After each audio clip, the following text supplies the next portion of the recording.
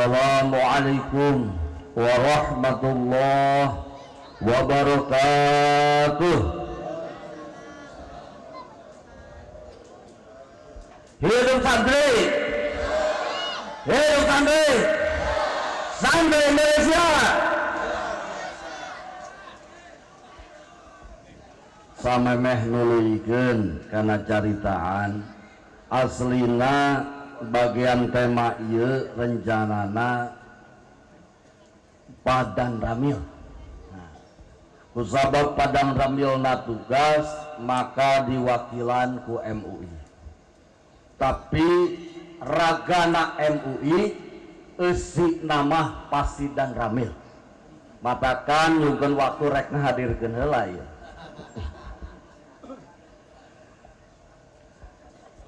Tong macam-macam karena nu hadirna ieu darah Siliwangi. Ngan lamun panajiana ngajina aya nu salah tong nyalahkeun MUI da eusi nama dan Ramil. Muqaddimah diatapkeun ka guru besar nu ti payun. Aparatur pemerintah nu dipimpin ku Pacamat beserta sadayana nugusun kuring dipika hormat para ajengan, para alim ulama, para pemuda, para santri sadayana nugusun kuring dipika hormat. Alhamdulillah saat ia urang dikumpul ngariung dina maqam anu luar biasa diagungkeun dimuliakeun ku Allah Subhanahu wa taala, riyadatun min riyadil jannah. Mudah-mudahan ngumpulna orang sararea singa jadikeun sabab lantaran ngumpul dijaga di jaga dina surgana Allah Subhanahu wa taala. Hadirin kaum muslimin rahimakumullah. Tahun 2015 tanggal 15 Oktober pemerintah menyatakan bahwa tanggal 22 Oktober dinyatakan sebagai Hari Santri Nasional. Ini merupakan sebuah penghargaan, pengakuan pemerintah terhadap eksistensi santri Indonesia. Baik dalam merencanakan kemerdekaan, memperjuangkan kemerdekaan, bahkan mengisi kemerdekaan, santri tidak bisa dipisahkan dari negeri Indonesia Raya. Ieu ari ngaji dan Ramil mah getas. Dihijikan jeung Sumpah Pemuda lain tanpa dasar di Suraya dihijikan 22 Oktober kemudian dilanjutkan 28 Oktober. Ini mengacu pada sejarah tahun 2026 NU berdiri di negeri Indonesia. Tahun 2028 orang milna rada telat ya. 2026 NU berdiri, kemudian 2 tahun kemudian Sumpah Pemuda dilakukan. Sumpah Pemuda mengumpul seluruh rakyat Indonesia.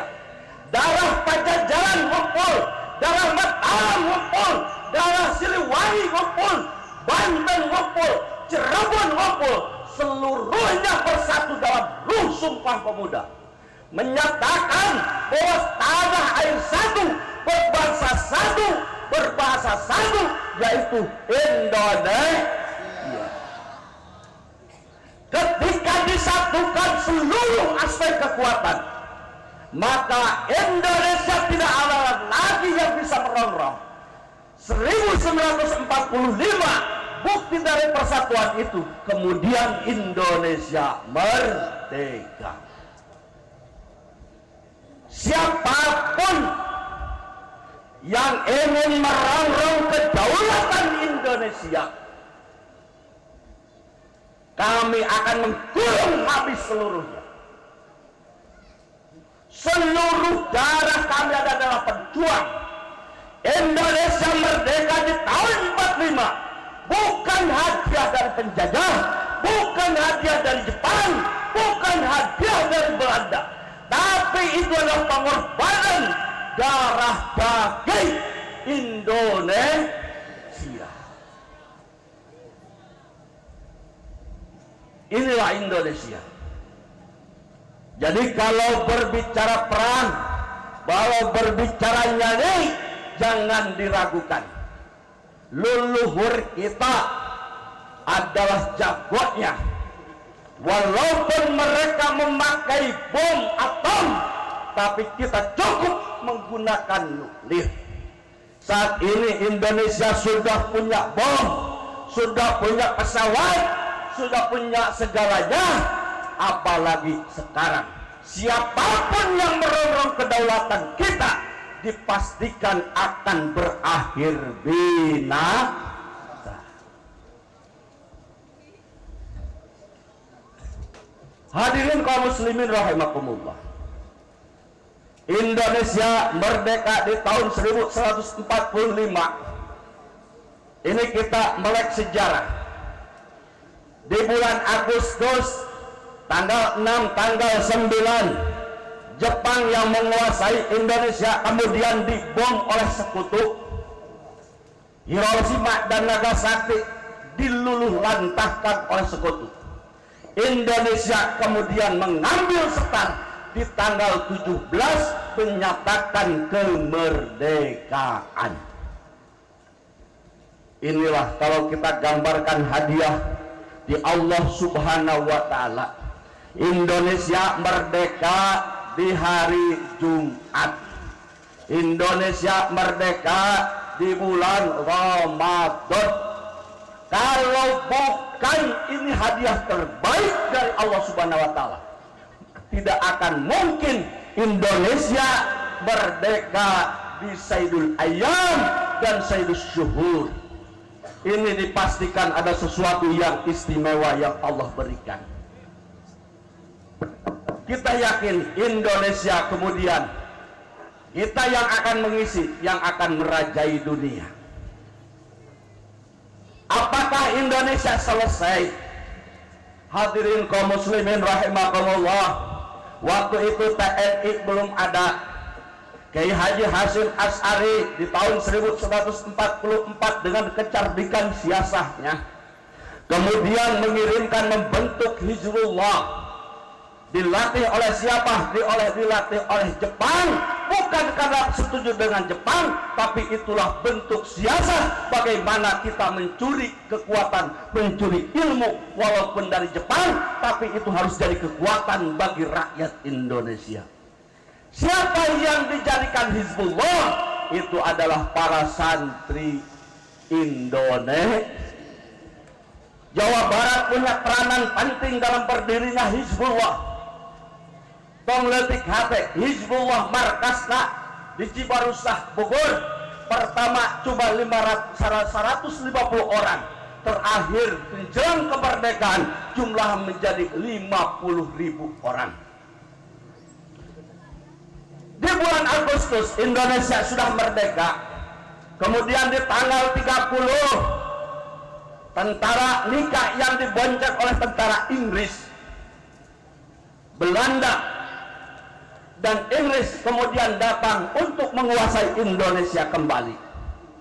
Tanggal 31 tentara nikah memohon terhadap Indonesia untuk mengibarkan bendera kebesaran Belanda dan kemudian dikibarkan di sebuah hotel Surabaya yang namanya Hotel Yamato. Tanggal 19 sebelumnya ketika tentara Jepang, tentara Belanda dan Inggris datang menginginkan menguasai kembali, Presiden Soekarno tempo lalu mengirimkan delegasi kepercayaannya yang menjadikan Menteri Agama untuk menemui ayahanda tercinta Kiai Hasyim Asy'ari, ingin memberi fatwa tentang sebuah jihad. Di tanggal 19 ini sejarah yang kita patut ketahui. Santri bergerak, kemudian bendera yang berkibar di hotel tersebut di Surabaya disobek warna biruna, tersisa merah putih. Siapa gerangan? Itu adalah anggota Ansor. Namina Cak Asy'ari. Ketika bendera tersebut disobek, maka terjadi kekisruhan yang luar biasa. Begitu kekisruhan itu luar biasa, maka Kiai Hasyim Asy'ari berembuk dengan para alim ulama Jawa Tengah, Jawa Timur, sampai bahkan dari Jawa Barat. Kemudian musyawarah yang mencetuskan tanggal 21 musyawarah sampai tanggal 22, kemudian mencetuskan yang namanya resolusi jihad. Inilah asal usul tanggal 22 dijadikan sebagai hari santri. Tanggal 25 kemudian Inggris mengirimkan 6.000 pasukan yang dipimpin oleh Jenderal Malabi untuk menguasai Indonesia.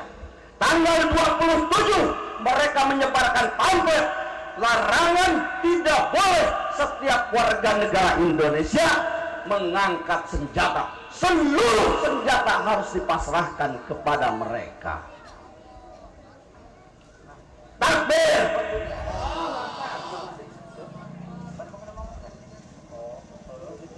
Tapi bagaimana ketika diminta untuk menyerahkan segalanya? Santri Indonesia, arek-arek Surabaya, warga Indonesia yang notabene adalah darah daging para pejuang, darah daging para kesatria, tidak begitu saja. Kemudian terjadi pertempuran yang sengit di tanggal 27, 28, 29, kemudian tentara yang 6.000 itu dikapung habis-habisan sehingga mereka kewalahan, kemudian minta kepada Presiden Soekarno untuk gencatan senjata. Tanggal 30 Presiden Soekarno dan Bung Hatta berangkat dari Jakarta menuju Surabaya, kemudian diadakan gencatan senjata. Apakah para pemuda, para santri menerima begitu saja? Tidak, hadirin semua. Tanggal 30 sore, pasukan Inggris yang dipimpin oleh Jenderal Malabi mengingkari kesepakatan. Mereka melintasi, ingin menempati sebuah daerah yang tadinya dalam kesepakatan tidak boleh. Kemudian dari Jembatan Merah yang ada di Surabaya, santri bergerak, kemudian Jenderal Malabi terbunuh dalam peperangan. Siapa yang membunuh? Itu adalah para santri Hizbullah yang dibentuk oleh para alim ulama. Sedikit lagi, 31 ketika meninggalnya Jenderal Malabi, Nikah begitu marah, Inggris begitu marah, kemudian mengadakan ultimatum. Seandainya sampai tanggal 10 jam 6 pagi tidak memasrahkan orang-orang yang membunuh Jenderal Malabi dan tidak memasrahkan senjatanya, maka Surabaya akan diluluh lantakan, diratakan dengan bumi. Apakah warga Indonesia, santri, arek-arek Surabaya, apakah gentar dengan ancaman tersebut? Tidak. Kemudian mereka terus melawan. Tanggal 9 di akhir habisnya ultimatum, Kiai Hasyim Asy'ari menyerukan seluruh pasukan santri termasuk dari Jawa Barat, jagona Jawa Barat Kiai Abbas Buntet ikut bersama santrinya menuju Surabaya. Lirboyo, tampak beras dan segalanya, semua kiai berkumpul untuk mengadakan perlawanan di tanggal 10. Ketika tanggal 10 terjadi perang cantik yang luar biasa. Santri dipimpin perangku seorang kiai, yaitu Kiai Abbas Buntet dari Jawa Barat. Alhamdulillah, yang rencana Surabaya dilululantakan, ternyata mereka bisa dipukul mundur dan morat-marit. Alhamdulillah. Santri Indonesia, santri Indonesia, santri Indonesia. Alhamdulillah. Maka 10 November dinamakan Hari Pahlawan. Inilah sejarah Indonesia tidak biasa terlepas dari santri. Yang dikatakan 10 November itu Hari Pahlawan berawal dari tempurnya para kiai dan santri. Baheula santri teh tikeun kakebal, dieusi heula didoaan tikeun kan neurak dikadek, dibom ngan ayeuna dieusi terus ari perang henteu. Kaluwihan teuing overdosis tepikeun ka teu neurak ditanya-tanya acan. Bahkan kadieuna kaliwat teuing dieusina ku Aang Citanglar Al-Qadir tikeun ka teu neurak dipapatahan. Ojan tata etaan cabut ada cabut can waktuna perangan tenangkeun. Inilah santri yang luar biasa. Da ieu mah ngawakilan dan ramil hapunten. Hidup santri hidup.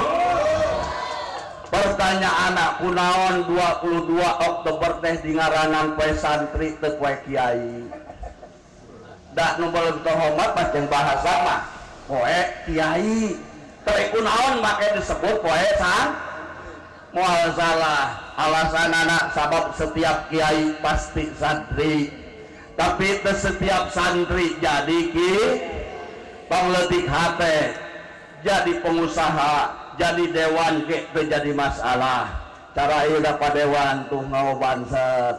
Tah ieu teh dewan, tapi santri. Beja nambah di Surade ge cenah arek dipakean muslimat teh. Gitu alhamdulillah aya santri jadi teh gitu. Encan kayak orang boga bupati santri deui di Pacamata yeuna alhamdulillah. Can gaduh kepala Kemendak Sukabumi anu ayeuna di Cilacap santri deui alhamdulillah. Encan ayeuna panginten anu luar biasa Mansurade dalam daya Mansurade mah rehe ieu teh. Lamun kiai nu tadi ngujina sakitu 2 bungkus pamode ekah jigana obat bungkus ya tah. Tadi babadan itu unggul, iya mah wah di sarerea. Hadirin kaum muslimin rahimakumullah, salib deui. Bangsa Indonesia tidak bisa lepas dari kiai. Dasar negara kita apa? Dasar negara kita apa? Apal teh dasar negara urang? Naon? Urang salib Pancasila. Salib pikeun moal panjang teuing. Pancasila nu kahiji, sila kahiji naon? Ketuhanan yang Maha Esa. Moal mungkin aya ketuhanan yang Maha Esa lamun nu nyeunak lain para ajengan, lain para kiai. Lamun jalma geus didasari ketuhanan yang Maha Esa ayana katakwaan anu luar biasa, maka ngalahirkeun sila anu kadua naon teh? Kemanusiaan yang adil dan beradab. Lamun tidituna tidak urusan jeung Allah jeung pangeran, maka bakal nyipta manusia kemanusiaan anu adil jeung beradab. Ari adil teh bahasa Arab, adab ge bahasa Arab, moal aya tercantum bahasa Arab tidak Pancasila lamun nu nyeunak lain kiai. Manusia ayeuna geus ketuhanan yang Maha Esa dicantumkeun dina nomor 2 kemanusiaan yang adil dan beradab sabab hatena dieusian ku Allah Subhanahu wa taala. Di mana manusia harus adil, di mana manusia beradab, punya etika, hubungan jeung Allah kumaha, hubungan jeung sesama manusia kumaha, hubungan jeung alam kumaha moal dek ngarusak, maka bakal ngahilahirkeun sila anu katilu naon teh? Persatuan Indonesia adil. Da ieu teh peperangan teh ku sabab teu araradil. Da ieu teh pabasean teh ku sabab teu boga adab. Lamun dasarna adil, lamun dasarna adab, maka sila adilu bakal ngahiji umat Indonesia. 700 lebih suku di Indonesia teh neng. Eta teh 700 suku teh teu dibawa nu romeheun jebrak mah. 700 suku, 700 bahasa lebih. Kusabab adil tidak dirida, adil jeung beradab dina dirina, maka manusia bakal ngahiji faktana buktina. Di mana manusia ngahiji anu disebut tadi teh beda suku, beda bahasa, beda kulit. Ieu dihijikeun dina Sumpah Pemuda teh. Ngahiji pokona nama eueuh lain teu beda agama terjadi masalah. Beda ras terjadi masalah, beda bahasa terjadi masalah. Ketika mengatakan Indonesia, maka seluruhnya akan bersatu. Jadi lamun tengah hiji teh eta teh teu sadar kana kesepakatan baheula. Eta matakan ulah aneh lamun umat Islam sok ngahargaan umat anu sajena. Lamun umat Islam sok ngajagaan kasalamatan umat anu sajen, lamun suku Sunda sok nghargaan suku Jawa jeung sajabana, sabab eta geus aya kesepakatan baheula bertanah air satu, berbangsa satu, berbahasa satu, yaitu Indonesia. Hidup Indonesia. Santai Indonesia. Santai Indonesia. Santai Indonesia. Alhamdulillah. Nah, di mana manusia ngahiji berbeda suku, berbeda kahayang, berbeda agama, maka dina Islam sok diajarkeun moal bisa hirup kumaha maneh, tapi diajarkeun ku Kanjeng Rasul jeung Allah, wasawirhum fil amri, wayahna kudu make jalan musyawarah. Kahilangkeun kaegoan data dige geus ketuhanan yang Maha Esa. Di mana-mana jalma geus kahiji dimusyawarahkeun eta asupna kana sila kaopat.